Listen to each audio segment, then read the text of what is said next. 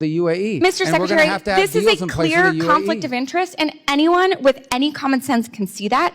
The president is personally benefiting from billions of dollars of deals, and he doesn't care at all about the people of Sudan who are experiencing famine and genocide. Thank you, Mr. Chairman. Mr. Secretary, I want to turn to the war in Sudan. This is, as you know, the world's largest displacement and humanitarian crisis. 500,000 people are facing famine. I saw firsthand the suffering when I visited Sudanese refugees in Chad. Earlier this year, and again yesterday, you reiterated that the Rapid Support Forces, a militia, is committing a genocide in Sudan. Is that correct?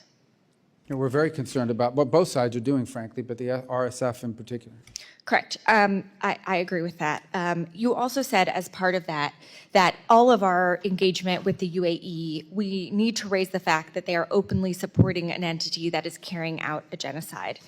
And yet, President Trump continues to arm the UAE. In fact, he just blew through Ranking Member Meek's congressional hold on over $1 billion in arms sales, ignoring this committee's longstanding role as an independent check on major arms sales. And we can have a policy debate here about the merits of continuing to arm the UAE or not, despite this genocide. I had that same conversation with Secretary Blinken. But actually, I want to talk about the events that led up to that decision. So on April 30th, the Trump Organization, which Donald Trump still owns, unveiled plans to build an 80-story Trump Tower in Dubai.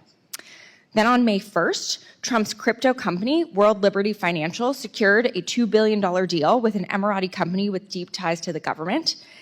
And only 11 days later, on May 12th, your department notified our committee that it would ignore Ranking Member Meek's holds on UAE arms sales.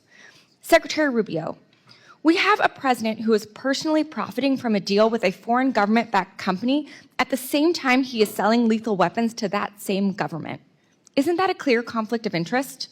I think no matter who was president, they would have to deal with the UAE. We have to. There are members. That's not my question. We can have a policy debate about how we should engage with the UAE. You're making just claims visited about there corruption, a few and I'm weeks ago. answering that any president in the United States, I don't care who the president is, would have to deal with UAE. They're a member of the Abraham Accords, number one. They've been incredibly cooperative on a bunch of other issues. We don't agree with them on 100%. We have concerns about some of the things they do, but this is called the balancing of foreign policy. Secretary It is in Rubio, our national I don't interest disagree with to have you. a good relationship with the UAE, despite the fact that there are things we do we don't like. Secretary Rubio, I don't disagree with you. I just visited the UAE a couple weeks ago and had these very same conversations there, but I don't think this is a complicated question. President Trump is personally profiting from a deal with a foreign government while selling weapons to that same government who is enabling a genocide. Policy aside, are you really saying you don't think this is a conflict of interest? No, you're making claims. The president's family owns a business, and they can conduct business anywhere in the world they want. The president's never once raised business deals in UAE when talking about it. Any president would have to have a relationship with the UAE. Secretary Rubio, the that's previous just silly. administration had one too. President Trump has retained his ownership of these companies, and I have an image right here from World Liberty Financial's website. So the idea that President Trump is not the face of the brand of this company on top from benefiting from them, and it literally says on the website that Mr. Trump and his family members own a 60% stake in this company, that's silly. So we can talk about the policy merits. That's not what I'm asking you. I'm asking you a very simple question.